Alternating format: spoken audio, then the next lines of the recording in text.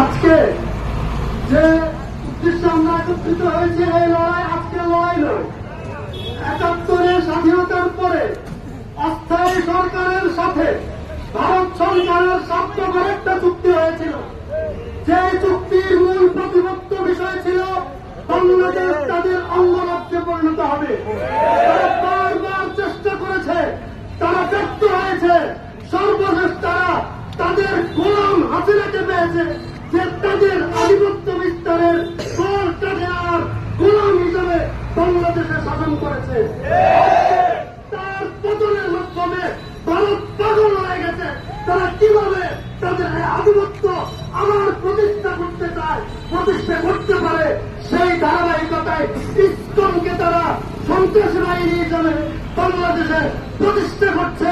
আমরা চাই এই লড়াই শুধু তাওহীদের জনতার নয়, এই লড়াই যারা বাংলাদেশকে ভালোবাসে, স্বাধীনতা যুদ্ধকে ভালোবাসে, স্বাধীনতা সংগ্রামকে ভালোবাসে, প্রত্যেক বাংলাদেশের বাঙালির এই লড়াই আধিপত্য তার থেকে বাংলাদেশকে মুক্ত করার লড়াই।